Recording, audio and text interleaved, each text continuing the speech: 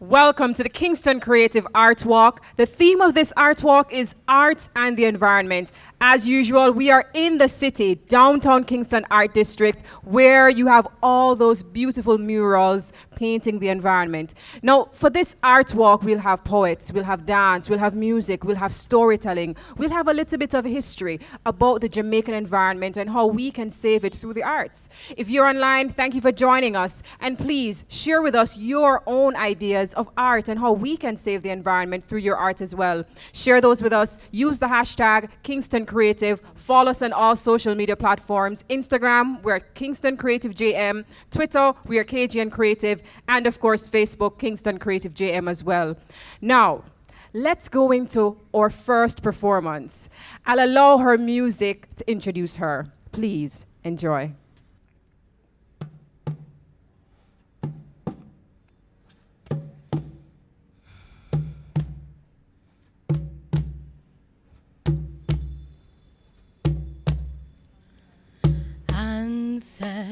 Ancestors, speak to me. Oh, oh, ancestors, speak to me. Speak to me. Speak to me.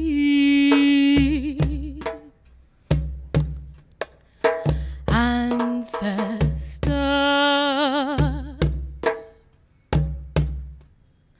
speak through me. Oh, oh, ancestors, speak through me. Speak through me. Speak through me.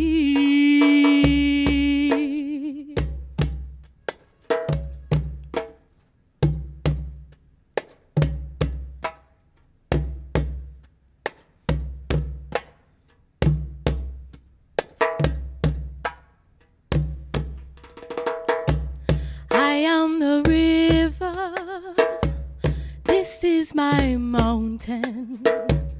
I have been here longer than your first breath. I am the river running through the mountain. Come and wash your feet before you step. Roses by the roadside, the road is open, child. The way is clear, there is nothing to fear. Your back is strong, as the bamboo grows tall and long. You shall have no fear when the river is near.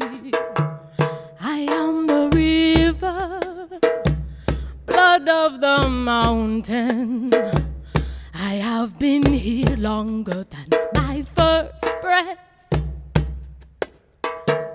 Come to the river, stand like a mountain. Come and wash your spirit, draw deeper breath. Roses by the roadside, the road is open, child. The way is clear, there is nothing to fear. Your spirit is strong, as the bamboo grows tall and long. You shall have no fear when the river is near. Tumba tabera, wariko waripo wariko. Tumba tabera, wariko waripo wariko. Wariko dayukuno wakia waribo.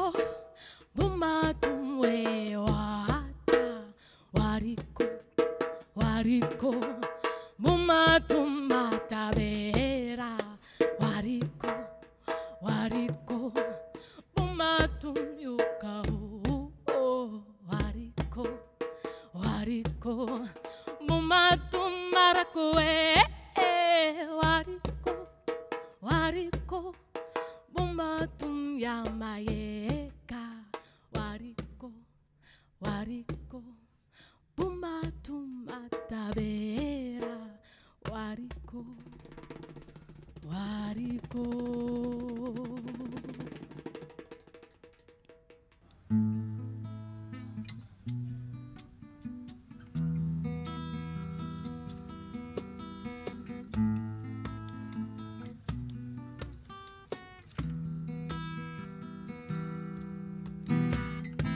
Have you ever listened to your soul? Really tried to discover what it knows. You may be surprised at what you find.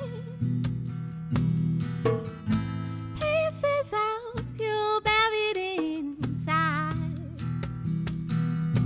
'Cause I know we are all connected, yes. I know we are one. And I've seen things that haven't happened yet. I hear what you won't see. And the stars couldn't number the ways in which I love you. The stars couldn't number the ways in which I care. Till the sun goes around the moon, I will love you. And when history is hers again, we'll know. Have you ever heard the earth tell her story? A memory is great, she never forgets. Every sound written in time forever. And if God is a word, you better speak with no regret. If God is a word, you better speak with no regret. If God is a word, you better speak with no regret. 'Cause I know we are all connected. Yes, I know we are one. And I remember things that haven't happened yet. I hear what you won't see. And the stars couldn't number the ways in which I love you. The stars couldn't number the ways in which I care. So till the sun goes around the moon, I will love you. And when history is hers again, we'll know. When history is hers again, we'll know. When history is hers again, we'll know. When history is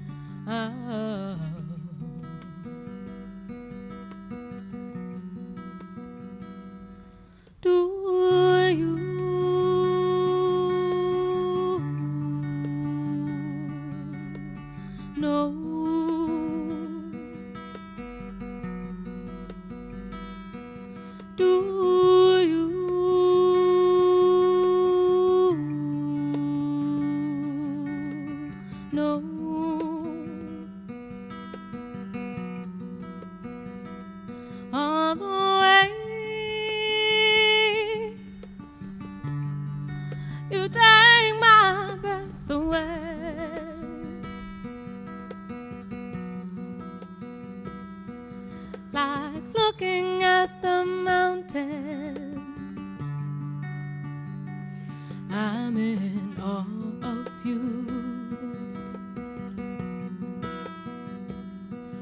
Do you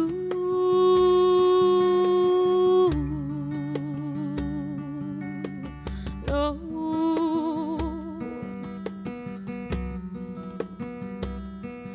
Do you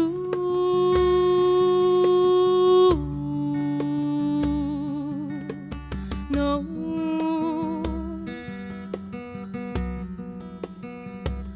On the ways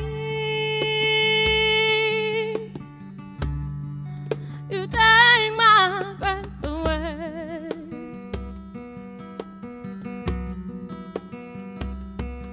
like standing in the ocean. I'm in awe of you. Do you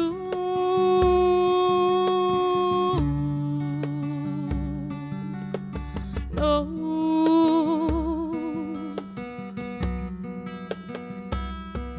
Do you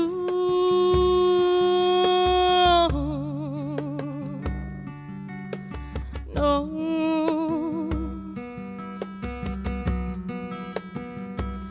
All the ways you take my breath away,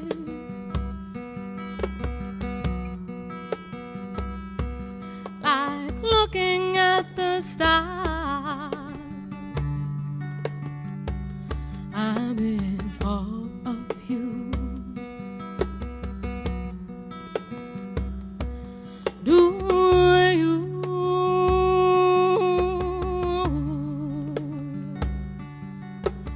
know?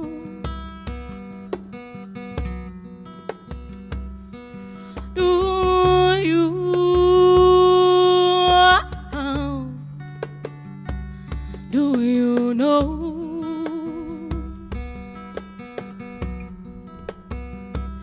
All the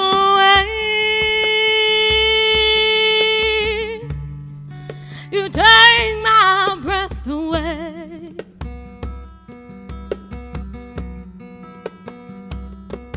like walking in the forest. I'm in awe of you. I'm in awe of you. I'm in awe of you. Do you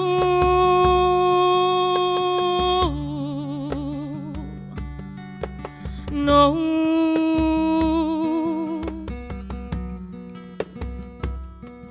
Do you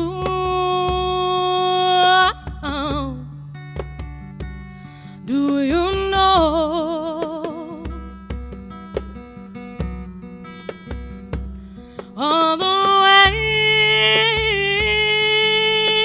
ways you take my breath away,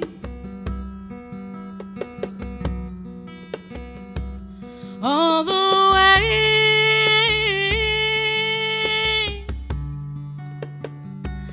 I'm in awe of you.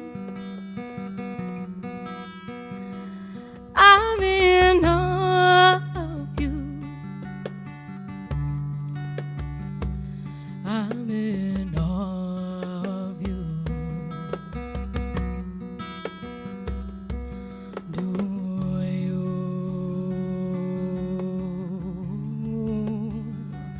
Do you know?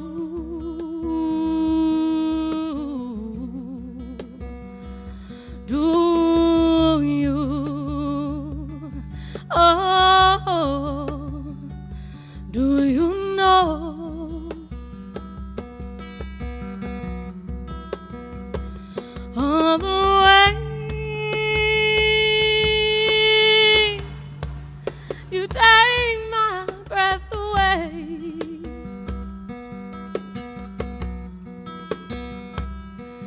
like looking at the moon.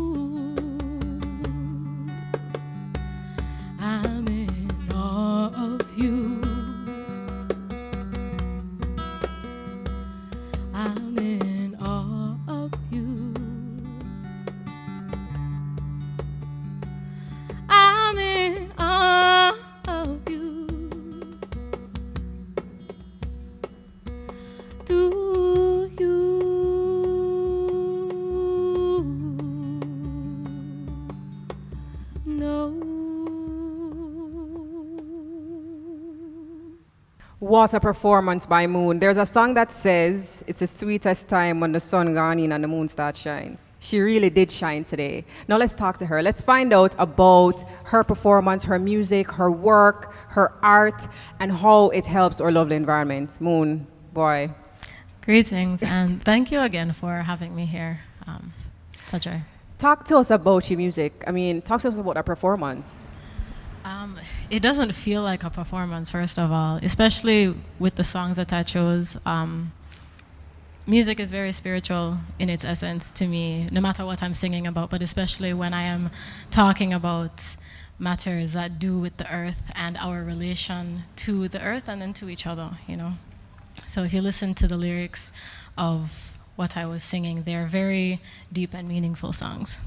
We really appreciate it. Talk to us a little bit about yourself and your journey. I mean, how did you start out in this music and then singing that type of music too that connects you to the environment?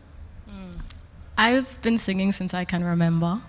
I found a song, you know, I started writing down songs when I was small, so that I think is something that just comes naturally to me. Whenever I needed to sit with my feelings, they would come out through music. And it continues, it's just evolved. So even the second song about the river came from a meditation, and I was walking beside the river and hearing the song. And so it's a very organic experience like that. I don't really feel as though I sit and write music. I feel like it happens to me. And you're experiencing it. It's Yeah. as if just as you're experiencing the environment, the music just comes as an experience for you as well. Mm-hmm. Oh, that's lovely. Now, we're seeing all of this beautiful art right here. Talk to us a little bit about what I'm looking at. The jewelry, the painting. I mean, I feel like that coordinate with what I have on right now. So You know, maybe the selenite would match. Yeah, You know, yeah. something neutral. I think so. Talk to me about it. Okay, so to start with the jewelry, I use a lot of elements that come from the earth. There are some that are not, like the resin.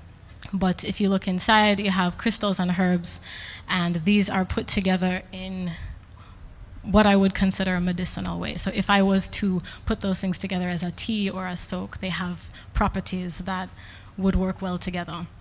And then these are waist beads, but they use, as you see, the Job's tears, which grow along the riverbanks here. And whenever I am harvesting something from nature, I'm always cautious to, one, give thanks to the space in nature that I'm taking from. I do leave an offering, and I only take a small amount. You know, so it's important to give nature a chance to replenish itself, whether it be, you know, using something like herbs or wood or seeds, anything. We have to stay in balance. And the crystals are all ethically harvested and mined. I make sure that everything is not being taken in a way that depletes. We love that. Now, if I want to purchase your jewelry, how do I find you online? Like, what do I do?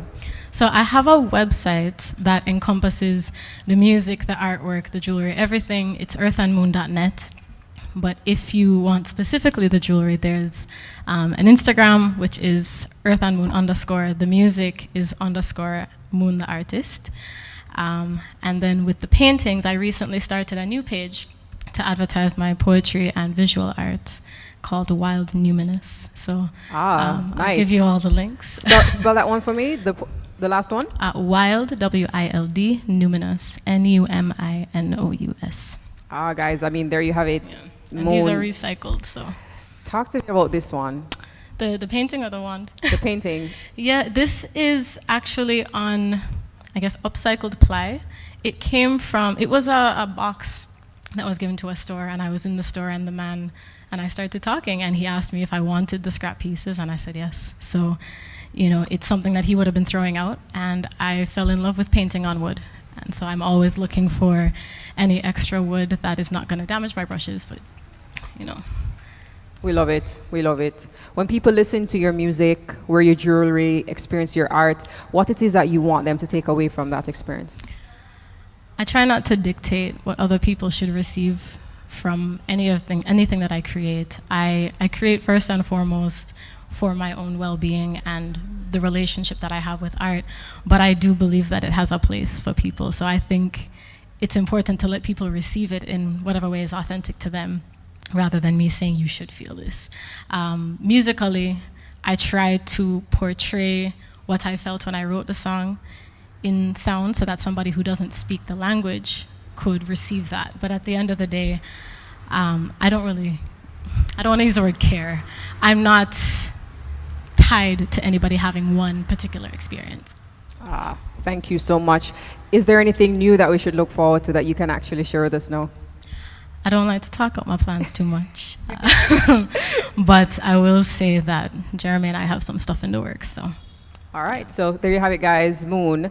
If you want to follow her, remind them where you can follow you on what social media platforms. Yeah, underscore Moon the artist, and Earth and Moon underscore. Thank you. Thank you for sharing your light with us, Moon. Thank you so much. Mother Earth by Lisa Lade. Mother Earth is our gift to share.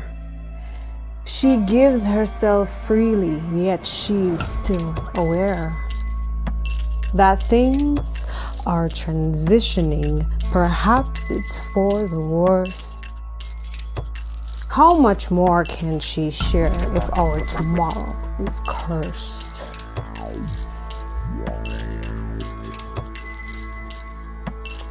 The time is now to put Mother Earth first, to purify the water before we all thirst, to filter the air before our lungs sicken, to restore the soil and feel it quicken.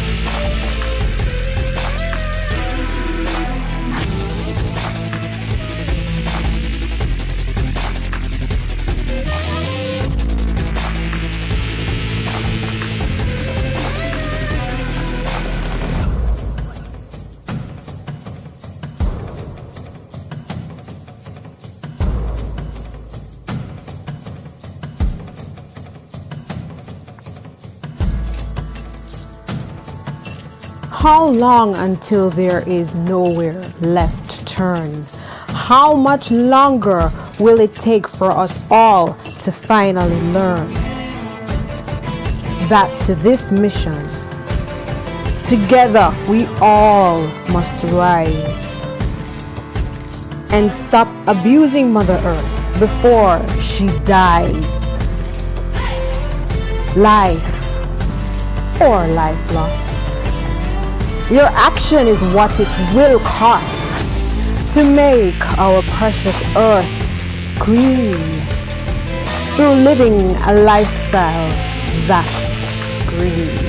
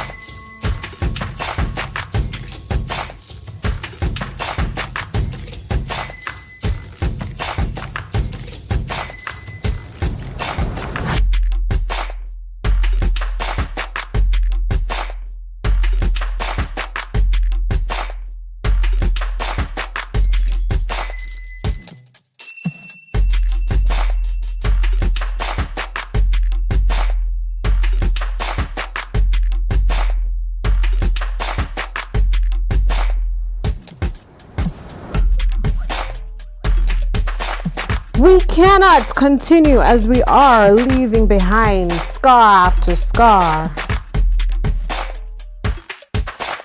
upon this loving planet, which so many of us take for granted.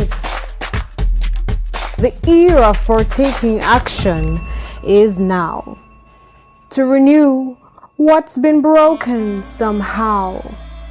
We are on the edge of too late, but there's still some time for us to change our fate.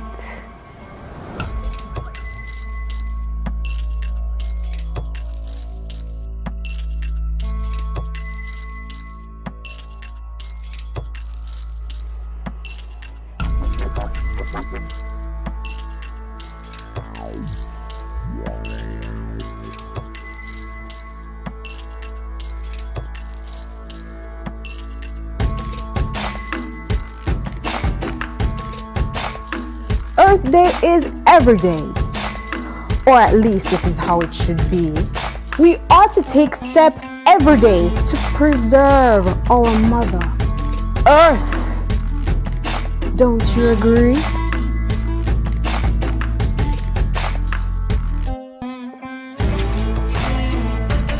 Why not walk when it's practical? And forget driving a car. This will help reduce emissions and improve air quality by far. Reuse, reduce, renew and recycle. Refuse, repair, reject and upcycle. Reflect on how much you throw away. Our Earth can only tolerate so much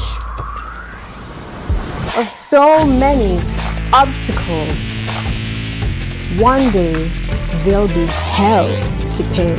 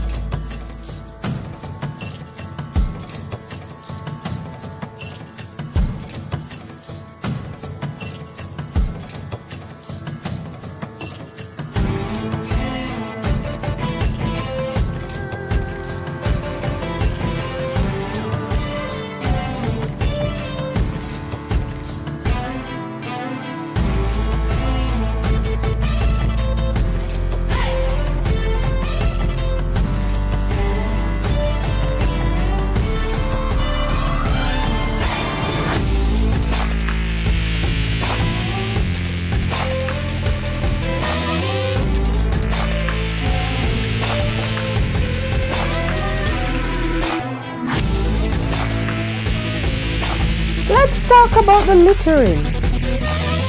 It's not satisfactory to clean up after yourself. Leave the surroundings better than you find them and properly dispose of litter left by someone else. Refrain from spraying the garden with pesticides.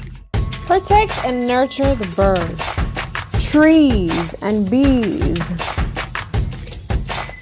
Use natural ways of preventing pests that won't pollute the breeze. These are simple activities that we all can do to secure the earth for tomorrow's generations. If we continue to turn a blind eye to all the warning signs, we'll face sad and irreversible ramifications. Educate your offspring to show gratitude to the planet. Bring home a seedling and assist them in planting it. Educate your offspring to preserve the trees, and going paperless nowadays is a breeze. Educate your offspring to respect Earth. Recycle throwaways into something of worth. Educate your offsprings to care for the Almighty's precious creatures. set up a bird feeder, bird bath, and other features.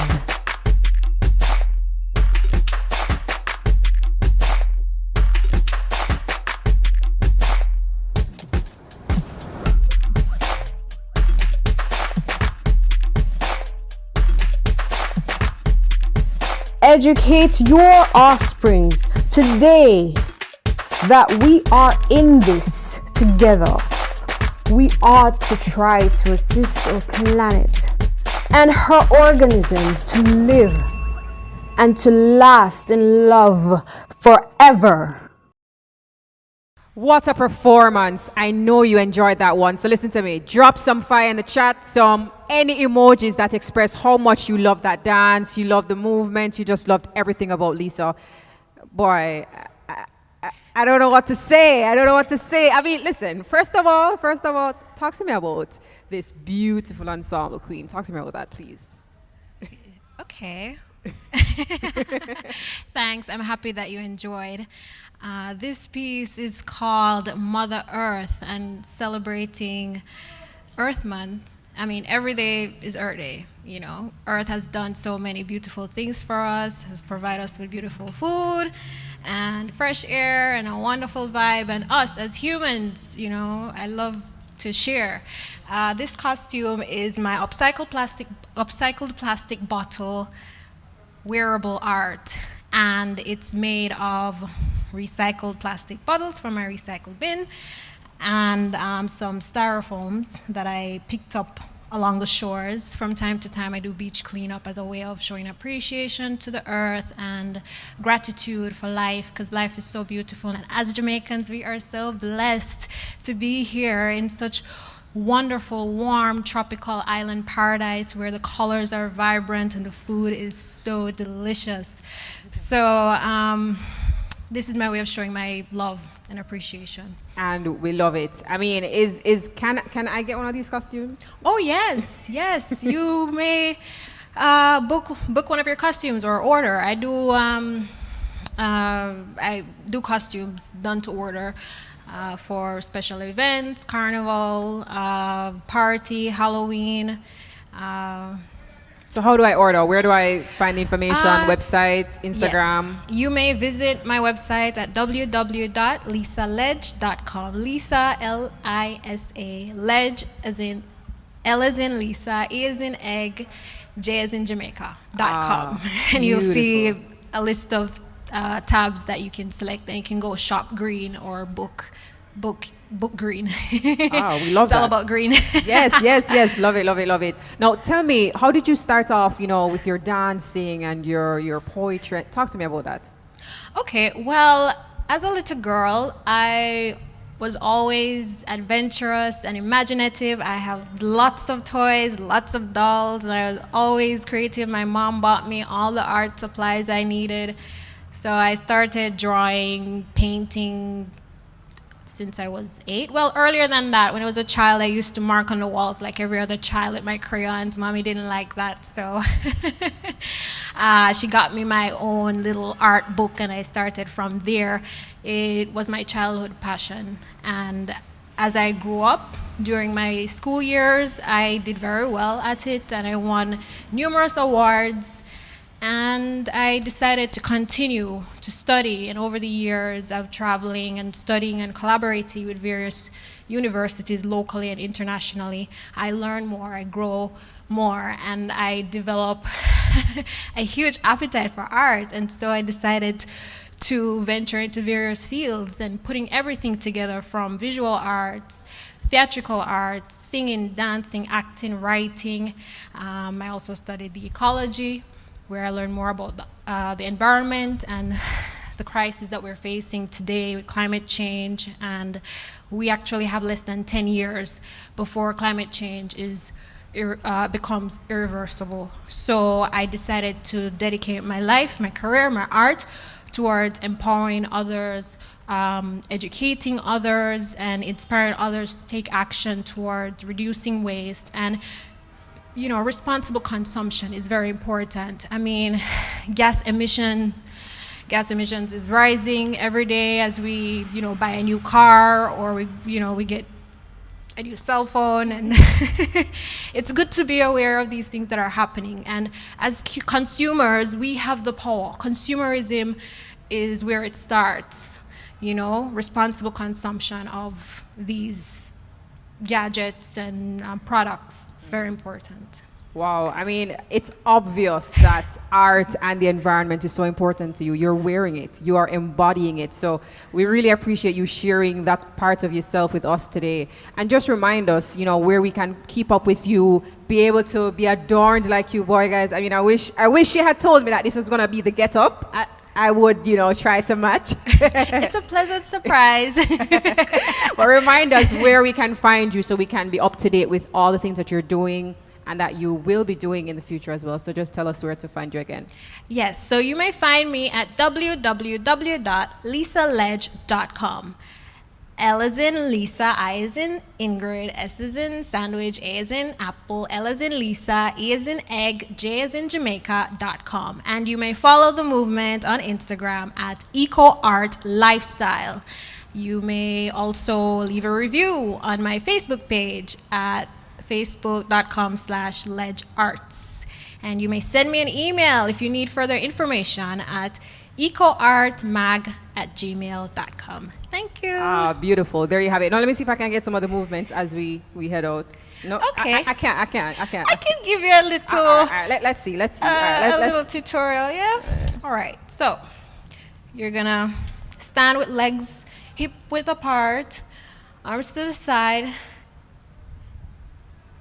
arms to the side. Oh, like here? Yeah. Okay. All right. And So you just guys want to know this going on? Yeah, just imagine that you're letting go of a beach ball. So gradually open your arm to the side and take it all the way up like an eagle up to the sky and down to the side. I got this. All right. I got this. So, yeah. All right, guys. There you have it. Charles Baker, created to create. I like to say I'm a creative alchemist, and I see myself as a tree with many branches. Artist, stylist, muralist, and I've just completed a new mural on South Camp Road, and it's called The Nature of Man, and it really looks at the relationship between man and nature. Too often we take nature for granted, and with Earth Day coming up, and just all that's happening with the pandemic in the world at this point in time, it is evident that we need nature to survive. A lot of the times we think it's the other way around, but nature will survive without us. So this mural was really just depicting the juxtaposition between how we kind of abuse what we've been given in terms of the air we breathe. We take it for granted, sunshine, green grass, green spaces for our children to play.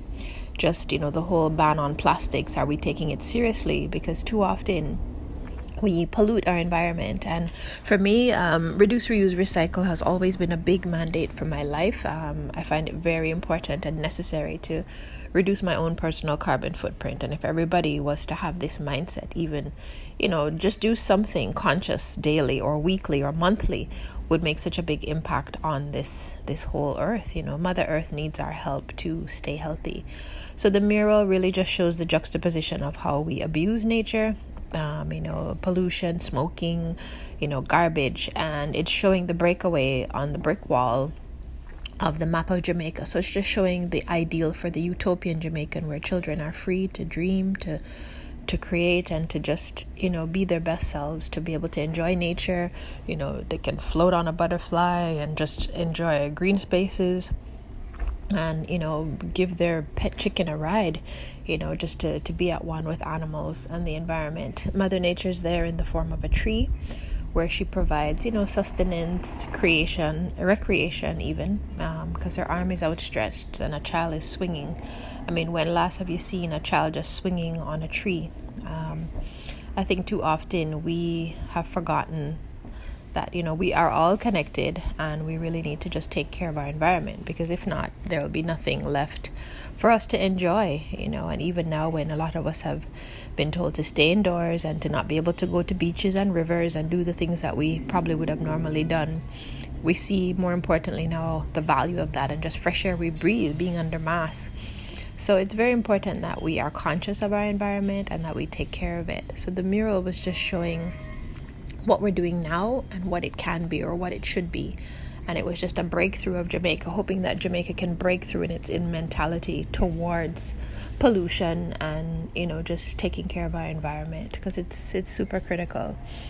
So that's pretty much what the mural was depicting.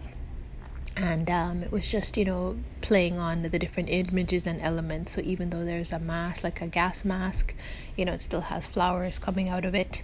And, the kids are painting a rainbow. So just the whimsy and fantasy of children being their best selves. Because if we don't protect the environment for their future, then, it's pretty tragic. So it's just a call for us to wake up and to do our part to protect Mother Nature and celebrate all that we have been given.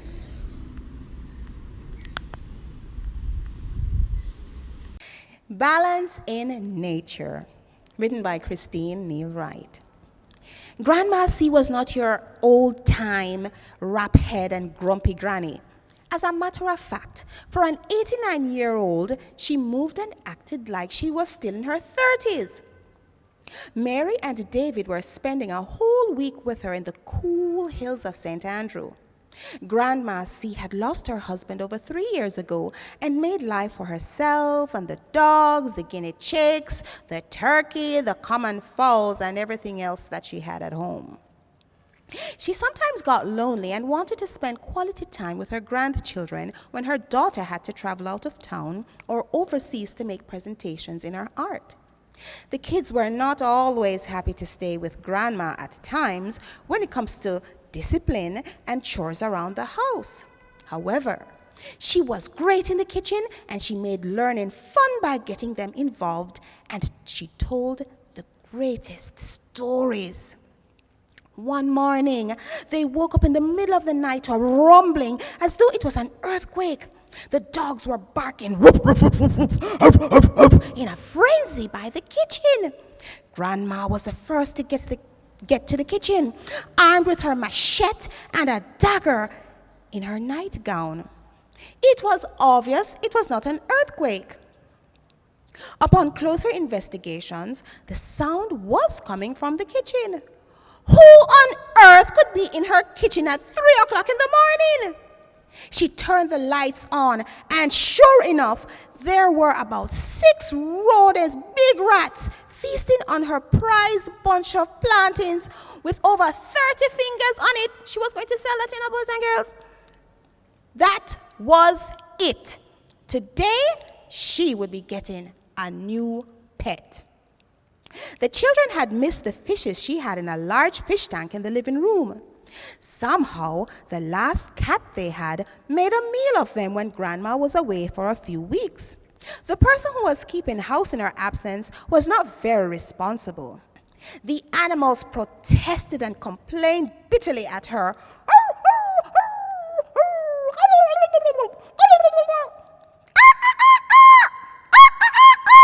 What a piece of something. When they arrived at the pet store, they were totally shocked to discover that Grandma C was buying a replacement for the tank, a 3-footed yellow snake or Jamaican boa constrictor. David was the first to express his outrage. Grandma, I want to go home. I am not staying in your house with a snake. They are very dangerous. Please call Mommy. Tell her to come and pick us up now, please. Why you so fool, David? Mary fired back. The snake not doing you anything. He is more scared of humans because we don't understand their purpose and right to be here. If you would pay more attention to your books and not that stupid game you're always playing on your phone, you would know that snakes are harmless. Right, Grandma? Grandma C was pleased to hear that. She drove out and said that she was going to take them on a trip to the zoo to have a look at the iguanas. Her friend was a curator there. She was always welcome to visit as she was an adoptee of 2 iguanas at the animal sanctuary and also a part of an animal rescue group. Poor David, he was in for a big surprise. When they got there, he was pleasantly surprised by the information he received about snakes. Of course, their new pet was housed in a cool area until they had their talk at the zoo.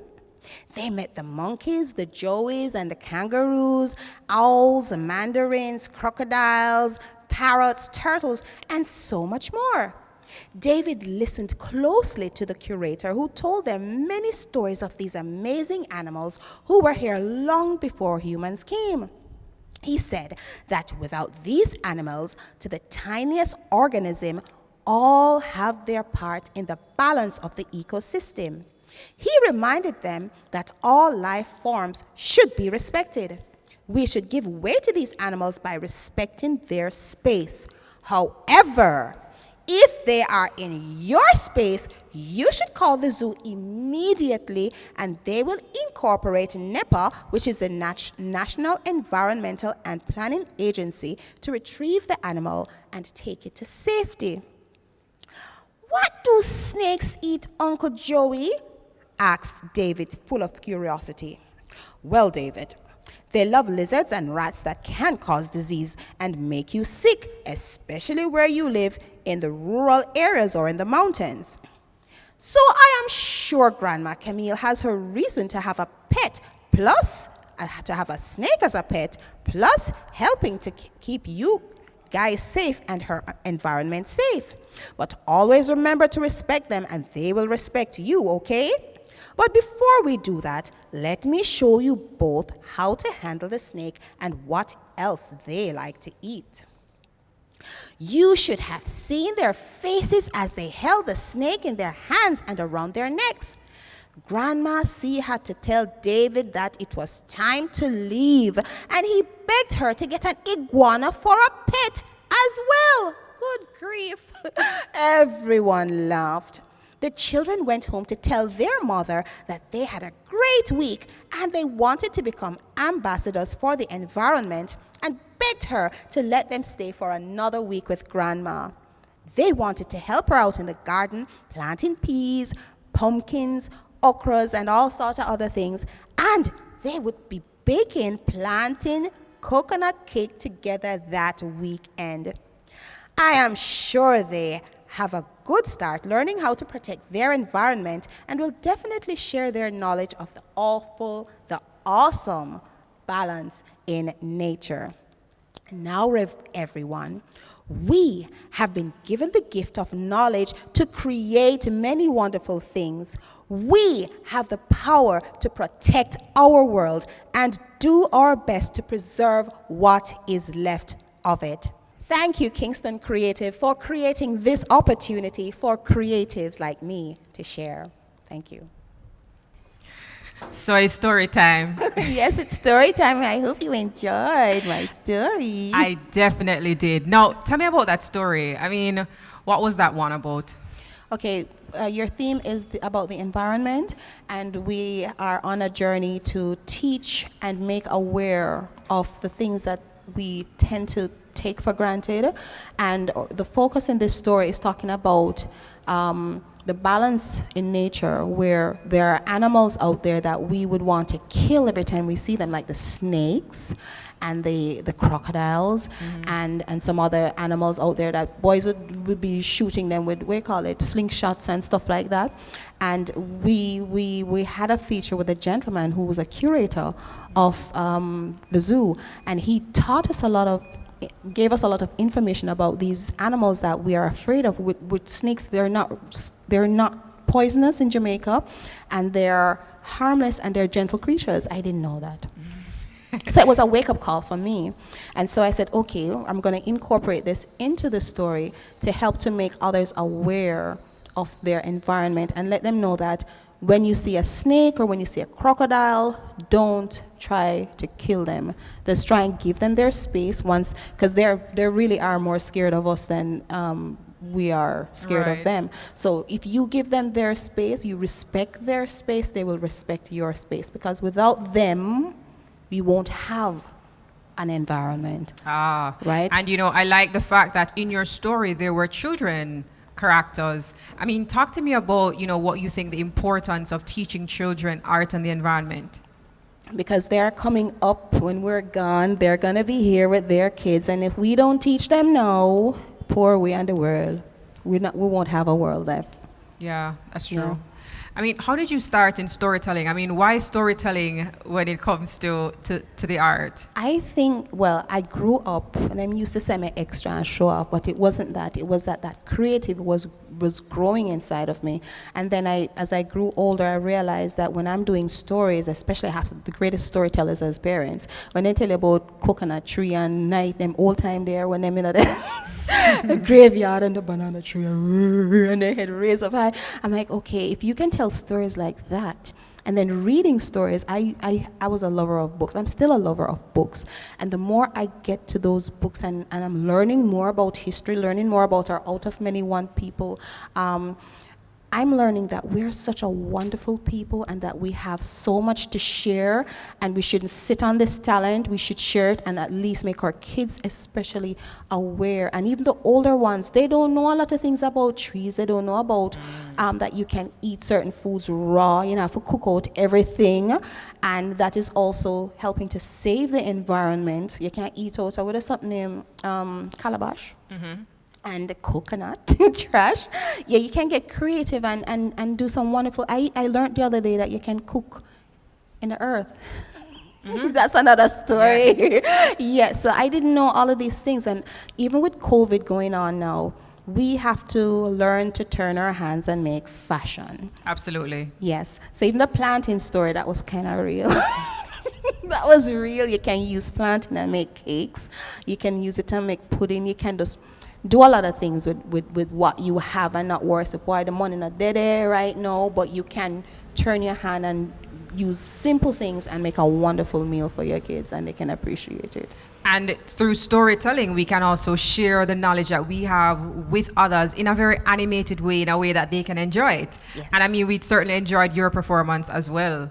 So tell us, how can we share more stories or hear more stories from you and share with you? Where can we find you? Okay, I am on Facebook. There are 2 Facebook pages that I have. One is C as in cat, Angela as in Angela with the 2 L's, and Neil. So you'll see on it a lady in a madras behind Bob Marley's picture or his name. And you'll see the other one, Christine Wright, with some children on their alphabet and maths in a garden setting. Those are my 2 Facebook pages. I'm also on radio. I have a program called Journey Across Jamaica, where we go across the island, and outside of the island we find the Jamaicans or the out of many one connections, and we teach them what they know about this whole connection here. And it's just an awesome journey every time we go on air talking about whatever we talk about. It's just interesting. Wow. Where can we listen to that? Mega Jams Radio, that's 98.3, 98.5, and 98.7. Oh, beautiful. FM. Thank you so much, Christine, for sharing your wonderful story with us. And we are looking forward to hearing more of your stories on your Facebook, on your program on the radio as well. Thank you so much for inviting me to Storytime. Thank you. Thanks for having me. Okay.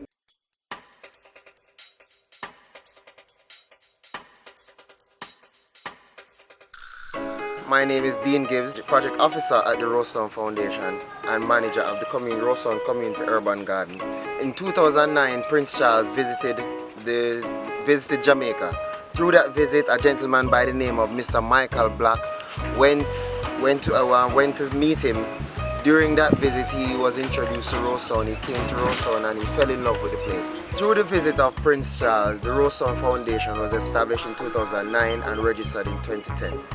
It was a community development. It's a non-government, non-profit operating in Rosetown, specifically to alleviate the woes of the resident. Light, water, land, housing, that's what they were focusing on during that time. Subsequently, the building behind me, which you can see, it's called the Rollins Enterprise Center. That building was strategically developed as a meeting point for both residents, for both sections of the community, where their whole intention was to join the dividing fractions of the community, North Rosetown and South Rosetown. The building was directly in the middle of the community, so they decided to refurbish the building. We had all this open land behind the building that we decided to turn into the Rosetown Community Garden that you see here. The garden was established in 2016 through the same efforts of the Princess Foundation, where they solicited funds from the Canadian government and the Kuwait government. Here we have our seed beds. This is where we actually start our growing process, where after every crop we take out some of the mature seeds, and this is where we produce our seed beds. Whether it be pumpkin, whether it be peppers, some of them we actually buy. We have a seed supplier that we supply, that is Jamaica Backside Institute on the Hope Gardens property. They produce excellent seedlings, and they're very resistant towards the pests here in Rosetown. So that's why we continue to go back to JBI. So from our seed bed here, they are transplanted out into the field, which they are allowed to grow and produce, and that's where we reap from. To my left here, we have organic matter. This is poultry manure from the chicken farmers that exist here in Rosetown. We have a bartering system where we provide old vegetables to the persons who are raising goats and pigs and chickens and that sort of thing. Anything that we have here at the farm, we donate to them, and they give us their manure, and we in turn put the manure on our plants. So it's a good partnership here happening in Rosetown with the farmers and the Rosetown Foundation farm team. Peppers and our pumpkins and our callalus, our cherry tree, our mint, our fruit trees, and even over on our orchard. To the left, we have an orchard where we have fruit trees, mainly green banana and plantain. We have coconuts, we have ackee, we have plums over there. So it's two different type of farming happening, where we have the fruit trees producing on one side and we have the vegetables producing on another side. This is what I'm most proud about at the farm. We have Barrington Reynolds, who have really stuck it out to us and all the things. He really love what him do. He really love farming, and him appreciate this as a sustainable source of his income, which will, as I spoke about before, help provide short-term employment for other residents. So Barry will show you what he has been doing all morning as it relates to putting in Scotch bonnet peppers and removing all the old plants. The project is good, but we have strugglings. The project is good, and when we go over it and make funding in the community, because we go through the community and sell, and the community support a lot. Though I go out further still, because I go like down farm and I go across the other side of Max Hill and things like that. And people really love this type of college. We don't really organic people like the fall manure and things like that. Yeah. Pepper that newly planting, you can see. Pine. This place has become an oasis. As you can see all around this place, it's all derelict land, arid land that has been previously dumped up. All these lands around, as you can see, they previously had houses on them, but because of the violence in the 1980s and severe weathering and salvaging of all of the material, whether it be the board, the brick, the toilet, all of them things from the houses were taken down, and the natural causes of weathering, they just got demolished. Rosetown Community Garden has benefited the Rosetown community and its residents in a significant way, because before the Rosetown Foundation has come start doing the garden, they had no real source of food security, and the garden has provided food security for the simple person who cannot afford the expensive things at the shop. Something as simple as a bundle of callaloo, which is nutritious and recommended that persons have a proper breakfast in the morning. They can come right here to the community garden and get their fresh vegetables, whether it be callaloo, pepper, onion, tomato, anything that is actually in season at that time. Since 2016, along with the Princess Foundation, we have gotten support for the farm from EFJ, that is Environmental Foundation of Jamaica. They gave us a grant in 2 phases, where we got about $6 million the first time, and then we got about $2 million the other time. The tanks that you're looking here, this was to alleviate our water woes, because water security was another issue that we were faced during our farming, other than the poor soil conditions and pests. Contacted RADA to assist us with our pest management and our soil preparation regimes. They came, they did their assessments, they provided support, they helped us out really well, where they came and they not only provided the support, but they came and they taught individual farmers who were operating in the space. We had a training where we invited members of the community who are practicing different levels of farming, whether it be poultry, whether it be animal rearing and all of that. And they came in and they trained these persons of how to better manage their farms, what are the do's and the don'ts, what is accepted by RADA, and what they can do to have the best possible yield in their fields or in their pens. The farm has been real impactful in the Roseton community because it has provided short-term employment for our residents. It has provided a safe, reliable food source for the residents who cannot actually go to town now. And in previous times when we had a whole heap of produce, we actually went around and made deliveries to the hotels and the restaurants nearby. And even residents in the community, they were most appreciative that they didn't have to leave their spaces, especially now in the COVID time. The vegetables are delivered to their premises, clean, fresh and healthy.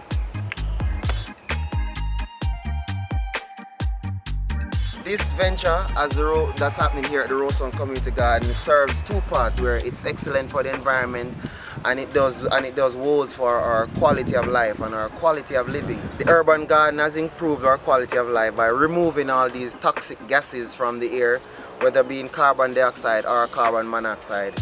And all of these are the gases that are no good for our respiratory system and our quality of life in terms of our breathing. So they're helping us to provide us with clean, breathable air.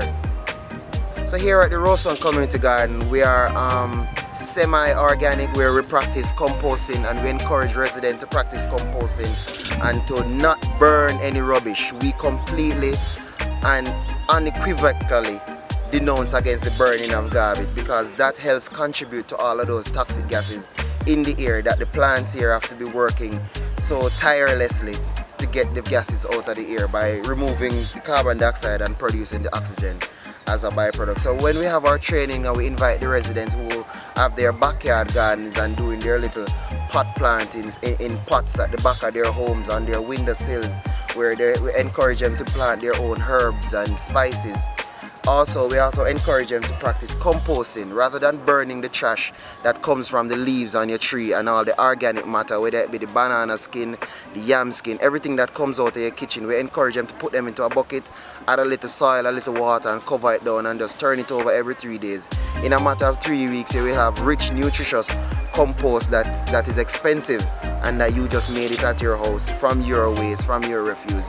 So we're always encouraging the residents not to burn garbage because how they can benefit, how their farms can benefit from not burning of garbage just by everyday organic materials that exist in their premises, whether it be leaves, trash, sawdust, anything organic. The only thing we advise, don't put any poultry, don't put any meat in the composting bins when you're practicing compost. From the Roseton Foundation and our community urban garden, we want to thank the production people behind, production personnel behind this production, Kingston Creative and all the other sponsors that we have received in the past, whether it be the Princess Foundation UK, the Canadian government, EFJ, USAID, all of the partners that have come together to support Roseton. So if you want to contact anybody at the foundation to find out what we've been doing, we have an Instagram page. It is Roseton Foundation on Instagram. The same thing on Facebook. We have our website that is info@roseton.org. And we encourage any assistance, any visit, any project, anything that you want to help, you want to do your part for the residents of Roseton, we appreciate and welcome it. Please go on our website and see what we have been doing in the past and all our supporters in the past.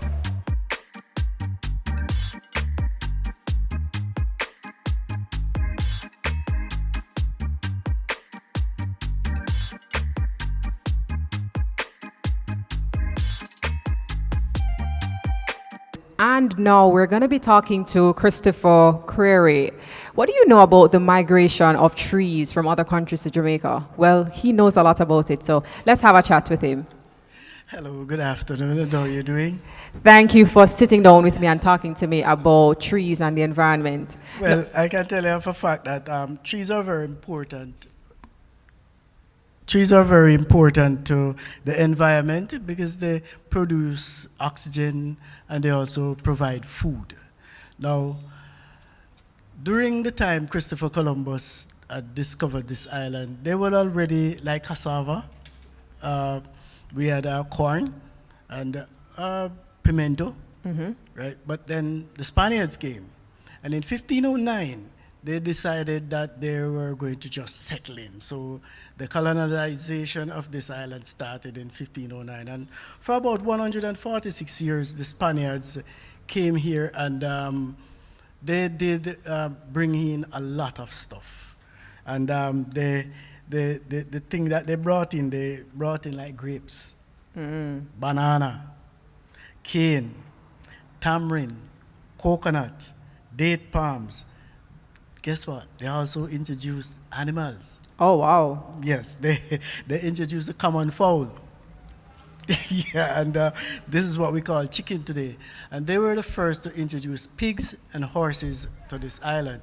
Now, in 1655, when the English took over, what happened is that they would have already had farms here, because about 146 years of colonization by the Spaniards, and then they came, they would have had a lot of things ready done because the Spanish town was already built. Right. And it was the second capital of Jamaica, the first being Seville in St. Anne's, because for 23 years, Seville was the first capital of Santiago, because this is what Jamaica was first called. Now, the trees, the migration of the trees started to come in bulk because the British Army, the pirates, and they went on a rampage. And they would capture, whether it would have been a French or it could be Spanish ships, they would have captured them and took the plants to the different colonies, and then this is where they would have shared them. The thing about it though, in 1671, Major Richard Hope, who is now, well, we can't forget Hope Gardens because that was his.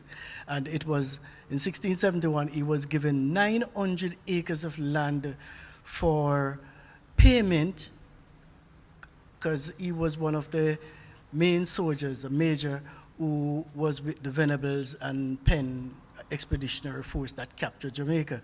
And so his payment was 900 acres of land. That land went up to 2,360 acres of land. That's amazing. I mean, are there any, trees or interesting trees that you have found, in your research that many of us may not even know? Maybe we're even walking past them every day that you want to share with us that we can now be aware of as we are taking in the environment. Okay, all right. You have the cannonball. It's a tree that was found in Guyana. There's not, probably about 20 of those trees in Jamaica now. There's 2 in Castleton Gardens, out by Bath in St. Thomas. 2 is over by the JDF camp. 4 is in Hope Gardens. And not sure where else, but I know that there are other places. Well, the Cannonball Cafe in Constant Spring, 1 is behind it. And 1 is over by Immaculate, where the school is. Oh, nice. Right? And there's the sausage tree. The sausage tree is a West African tree that bears a fruit that can get up to probably about 22 inches, weighing as heavy as even 27 pounds. And it is said that you do not stand under that tree when there's fruits on it because it swings in the and it will bust your head. Knock you out. Just like that. And there's the spatodia. And the spatodia is interesting because the spatodia is a West African tree that it's very invasive because one of the pads on the tree can give you roughly about 300 seeds. And when they're coming, they germinate very fast. And so the older those trees get, all of the inside of the tree becomes hollow. And so you will have a shell on the outside, which probably will live to about 30 or 40 years and then die, tumble over and die. And you have, well, in Jamaica here now, I have found in my research 3 different types of cotton trees. And I mean big, huge trees. We have the pentandra, which is the silk cotton tree, the same one they call duppy cotton tree, right? The largest one that was recorded in history is the one at Ferry, that is known as the town crinkle cotton tree. There's another cotton tree that is called the Sodiobamboxylipticum, Whoa, tongue twister. Yes, and that one is really the shaving brush, and the shaving brush tree is a tree that blooms pink flowers for 5 consecutive months, and that's between January, February, March, April, May, and when that happens, then at the end it shoots a cotton pod. That cotton pod lasts for about a month and then bursts open and the breeze blows it away. The cotton feels synthetic. It's like it's not real, right? So it can't be harvested, right?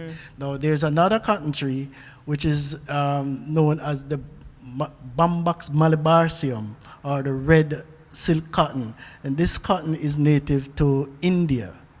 And I only know of about 9 of these trees in Jamaica. I'm not sure if there's any other, but I know of 9. The cotton is white, and well, the one on the other tree, the shaving brush, that one is half white. This one is white, and the other one is full brown. Right. I've made a pillowcase from one of them, from the brown one. But there's also the eternal tree, and the eternal tree is said that it was a tree like that the Buddha sat under to gain enlightenment. And these trees are in Jamaica. The transportation, the migration of the trees that came along, all of them right throughout the Caribbean. And in St. Vincent was the first botanic garden, and this garden was built around 1665. The following garden was built in 1779, and that's the one in Bath in St. Thomas. That's the second garden in the public garden in the Caribbean. The first garden in Jamaica, however, was built by a gentleman by the name of Inton East. He died in 1792, but his garden was built somewhere between 1765, 1770, and it was built in Garden Town. It is also said that probably this is the first place ackee was planted. Oh, wow. Right? And I know we have so many ackee trees across Jamaica, boy. And Ethiopian apple, it's from Tahiti. And the jackfruit, I know somebody that loves jackfruit. She even cooked the jackfruit, curried the jackfruit. Trust me, good. Nice. That's interesting. And it's interesting as you talk about those things, because a lot of these fruits or these foods or trees, we would think that they're native to Jamaica. They're not. But as you're now saying and sharing with us, that a lot of these were brought here, yes, which really does make us out of one many people, out of one people. Don't tell me I'll have tongue twister, because I cannot believe. Yes, because mangoes is India.